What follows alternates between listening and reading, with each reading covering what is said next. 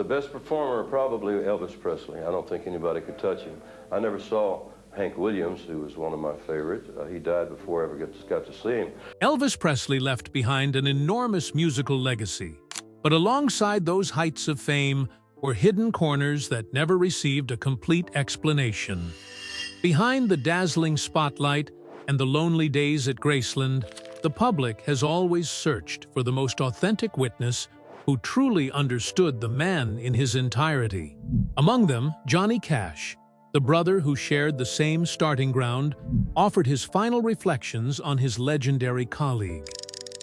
Those conclusions carried no embellishment or judgment, but they contained a truth powerful enough to completely overturn the way the world understood the tragedy of this icon. In March 1960, Elvis Aaron Presley was discharged from the military and returned to the United States, immediately entering a relentless series of contracts in the movie capital. Manager Tom Parker quickly arranged an overloaded schedule, directing the singer to focus entirely on formulaic commercial Hollywood musical film projects. Over the next 7 years, the star appeared in leading roles in 27 consecutive motion pictures, including notable titles such as Blue Hawaii and Viva Las Vegas.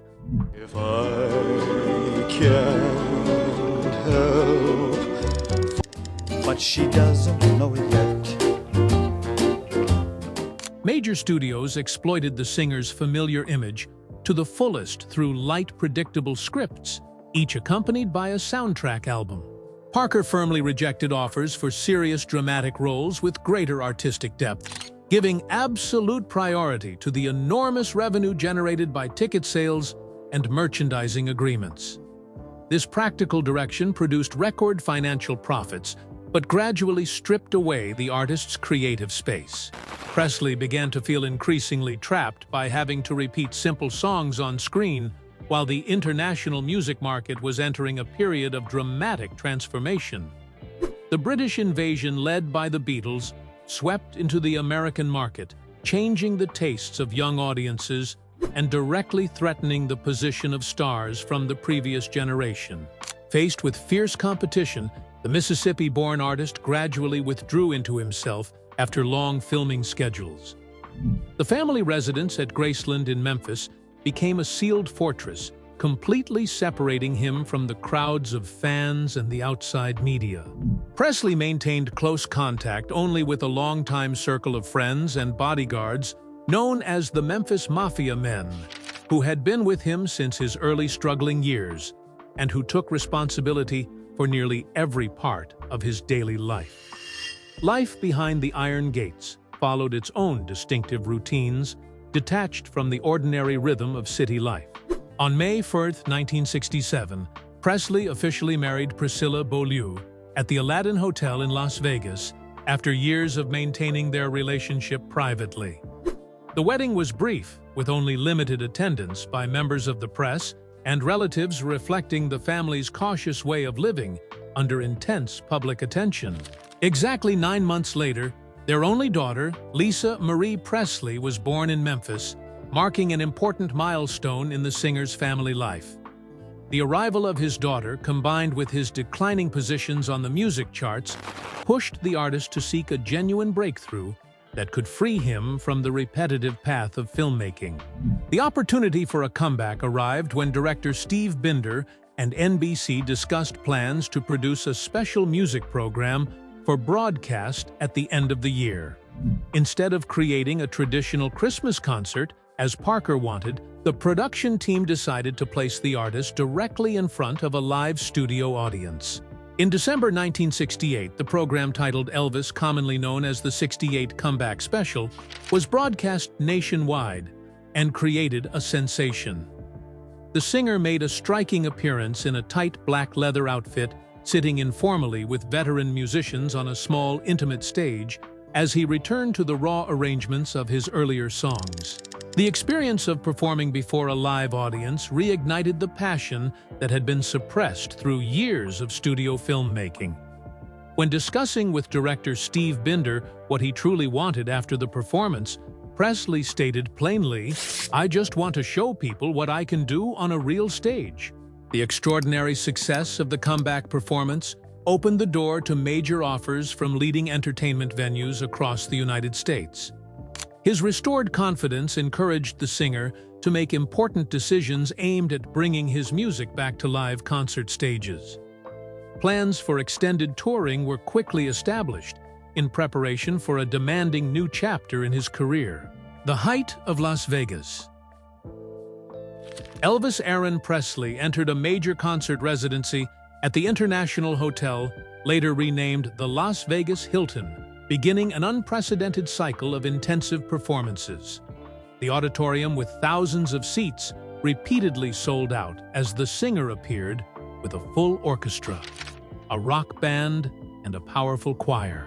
The artist delivered highly energetic performances in his signature rhinestone-studded jumpsuits, reaffirming his unmatched position at the center of desert entertainment. His schedule soon expanded into continuous touring engagements across major cities throughout the United States, under the direction of his manager. On January 14, 1973, the concert Aloha from Hawaii via satellite took place at the Honolulu International Center and was broadcast live by satellite to more than 40 countries around the world. More than 1 billion viewers watched this unprecedented musical event, witnessing one of the brightest peaks in the live performance career of the celebrated star. That same year, Presley and Priscilla's divorce was legally finalized, leaving a profound emptiness in the singer's emotional life. The artist withdrew even further into his private living quarters on the second floor of Graceland, reducing outside contact to a minimum. The curtains in his bedroom remained permanently drawn to block out sunlight, turning his living space into a world completely separated from the actual rhythm of the city. The pressure of maintaining his stage performance, combined with constant flights across multiple time zones, caused his physical condition to deteriorate severely. Presley became heavily dependent on prescription medications, including sedatives to help him sleep and stimulants to keep him awake for performances. His personal physician, George Nikopoulos, commonly known as Dr. Nick, was responsible for prescribing high doses of medication in response to the singer's repeated requests, as he struggled with chronic insomnia. The side effects became increasingly visible in the music star's weight, facial appearance, and voice during public performances. Rapid weight gain, high blood pressure, and serious digestive problems led to multiple emergency hospitalizations in Memphis. The final concert of the artist's life took place at Market Square Arena in Indianapolis before tens of thousands of spectators. Although his movements were slow and his exhaustion was clearly visible, the performer completed the entire set list and offered a sincere farewell to those present in the arena. After returning to Graceland following the concert, the singer spent most of his time resting in his private room as he prepared for a new tour scheduled to begin in mid-August. On the afternoon of August 16, 1977, his fiancée Ginger Alden found Presley unconscious on the floor of the second-floor bathroom, no longer breathing. Emergency responders quickly arrived at the scene and transported him to Baptist Memorial Hospital in Memphis for urgent resuscitation efforts. At 3:30 p.m. that same day, doctors at the hospital officially pronounced Elvis Presley dead at the age of 42, shocking his family and fans around the world. The medical examination later confirmed that the cause of death stemmed from acute heart failure combined with the toxic effects of multiple prescription drugs present in his body. Tens of thousands of people immediately gathered along the road outside the gates of Graceland to witness the funeral of a cultural icon whose turbulent life had come to an end. The artist's sudden passing left an enormous void in music history and sparked countless debates about the crushing pressures of fame. As the mansion gates closed behind the endless line of mourners, those who had known the singer since his earliest days began looking back on the entire journey from a completely different perspective. The reflections of friends from his own generation revealed deeper truths about the real man behind the extinguished spotlight. Final memories. The television special, Johnny Cash Christmas Special, was broadcast nationwide. Before joining his colleagues in singing the gospel hymn, "This Train is Bound for Glory," Cash solemnly honored his old friend by firmly declaring that Elvis Aaron Presley had been a true star from the very first day they worked together and would always remain a star whose life was inseparably connected to his love of gospel music. 11 years after that memorial broadcast, during a live interview on The Late Late Show, Cash once again emphasized the unique stature of his late colleague. When the host asked him to name the most impressive performer he had ever witnessed throughout his entire musical career, the singer answered without hesitation that Presley was the greatest performer he had ever seen, and that no one else in entertainment could reach that level.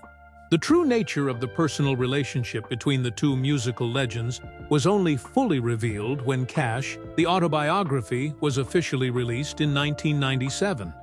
In the book, Cash explained why he never attempted to contact Presley, intervene, or pull his longtime companion out of the tragically isolated life he had created in Memphis during the declining years at the end of his life. The candid confession was recorded exactly as written in the book. "He and I liked each other, but we weren't that tight. I was older than he was for one thing, and married for another, and we weren't close at all in his later years. I took the hint when he closed his world around him. I didn't try to invade his privacy. I'm so glad I didn't either, because so many of his old friends were embarrassed so badly when they were turned away at Graceland."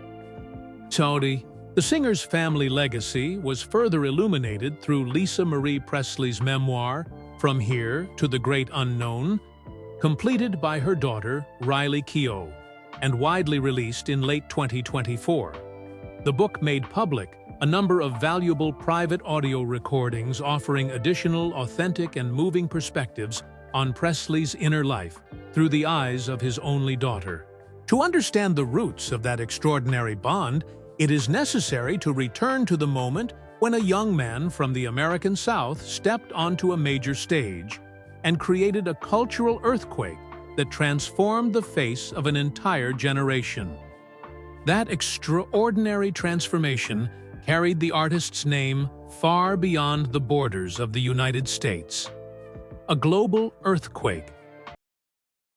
Elvis Aaron Presley officially entered the machinery of the large-scale entertainment industry after the historic rights transfer deal of November 1955. Founder Sam Phillips agreed to transfer the singer's entire recording contract to RCA Victor for the record sum of $35,000, together with $5,000 in unpaid personal royalties. Colonel Tom Parker assumed absolute exclusive management control and began establishing an image positioning strategy while tightly controlling every major commercial decision on a national scale. In January 1956, the single Heartbreak Hotel was officially released, quickly reaching #1 on the Billboard chart and selling millions of copies within only a few weeks. The overwhelming response from young audiences transformed the singer into a popular music phenomenon with an unprecedented reach across the United States. Invitations to appear on national television arrived in rapid succession, opening the way for landmark live broadcasts that would help define an entire generation. Repeated appearances on The Milton Berle Show and The Ed Sullivan Show triggered intense and far-reaching social controversy. Presley's uninhibited performance style and free body movements drew fierce opposition from parent organizations and conservative religious groups. Still, attempts by authorities to restrict him only encouraged teenagers to pursue every piece of music associated with him, creating a cultural frenzy without precedent. On December 4, 1956, Presley visited his former recording home Sun Studio in Memphis to speak with his old colleague Carl Perkins, while Perkins was conducting a recording session. The gathering quickly turned into an impromptu jam session as Jerry Lee Lewis and Johnny Cash arrived at the small studio. The four young artists gathered around the piano and sang traditional gospel hymns and familiar country songs, together with no commercial script or staged arrangement. That warm atmosphere preserved one beautiful piece of memory before each man was swept into a separate artistic orbit. In March 1958, the singer temporarily set aside all activity at the height of his career to fulfill his military obligation after being drafted into the United States Army. Rather than choosing a special service assignment reserved for entertainers, the young soldier accepted regular duty as a reconnaissance soldier under service number US 533107661. After basic training in Texas, the recruit was deployed to Ray Barracks in Friedberg, West Germany. On August 14, 1958, a devastating personal tragedy struck when his mother, Gladys Presley, died of heart failure in Memphis at the age of 46. The enormous loss created a deep emotional wound for the singer and permanently changed the psychological world of a son who had always shared an exceptionally close bond with his mother. The grief of losing someone so deeply loved cast a shadow over his military service in Europe, forcing the young soldier to search for emotional stability within the strict discipline of Army life. In 1959, while stationed at the military base in West Germany, Presley happened to meet Priscilla Beaulieu, the daughter of an Air Force officer stationed in the area. The harsh experiences of military life, combined with the loss of a beloved family member, strengthened the artist before his return home. His growing maturity in both outlook and character had roots extending back to the difficult years of his impoverished youth in the South. Those first steps in the search for a musical identity laid a solid foundation for the entire extraordinary journey that followed. The Voice on a Truck Bed.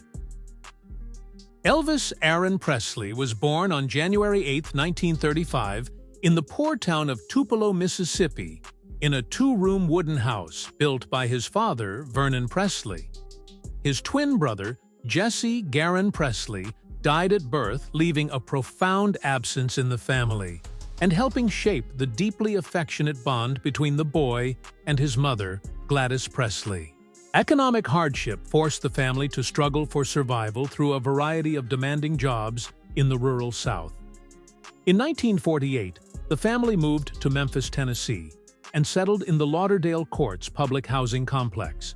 There, the teenager began directly absorbing the sound of gospel music at the local First Assembly of God Church, while also becoming fascinated by the original blues and R&B flowing from the clubs along Beale Street. The diverse cultural mixture of the city along the Mississippi River shaped the young man's musical taste and distinctive artistic style. In the summer of 1953, Presley went alone to the Memphis Recording Service offices at Sun Records, operated by Sam Phillips, and paid $3.98 to record a two-sided acetate featuring My Happiness and That's When Your Heartaches Begin as a birthday gift for his mother. Studio manager Marion Keisker quickly made a note of the young man's distinctive voice and preserved his contact information in the company's new talent records. On July 5, 1954, Sam Phillips arranged a formal audition pairing the singer with electric guitarist Scotty Moore and double bassist Bill Black. After hours of recording slow ballads without achieving the desired result, the 19-year-old suddenly began strumming his guitar and launched into Arthur Crudup's That's All Right with a fast, driving, uninhibited rhythm. That breakthrough improvisation persuaded Phillips to start recording, officially giving birth to the rockabilly sound. In the middle of 1954, Johnny Cash had recently returned to Memphis after completing his military service and signed a recording contract with Sun Records. He saw Presley perform for the first time on an open truck bed during the grand opening of the Katz Drug Store on Lamar Avenue before a crowd of several hundred young spectators. The enthusiastic reaction of teenage girls and Presley's natural stage presence in that improvised setting left a powerful visual impression on the older musician. In July 1954, Cash and his first wife, Vivian, attended a Presley performance at an adult dance club called the Eagle's Nest, where only about 12 regular customers were scattered throughout the nearly empty room. Looking back on the entire journey from the unassuming 19-year-old on a truck bed in Memphis to an immortal monument of world music, we can understand why Johnny Cash's reflections carry so many layers of meaning. In a world endlessly drawn to dazzling fame and the tragedies that accompany it, his decision to respect the private silence of an old friend stands as perhaps the most beautiful evidence of genuine professional friendship. What do you think about Johnny Cash's perspective and the way he treated Elvis Presley? Leave your thoughts and feelings in the comments below. If you found this video valuable and interesting for its historical perspective, do not forget to press like, share it with your friends, and subscribe to the channel, along with turning on the notification bell so you do not miss the next fascinating behind-the-scenes stories from music history. Thank you for joining us, and we look forward to seeing you again on the journeys of discovery ahead.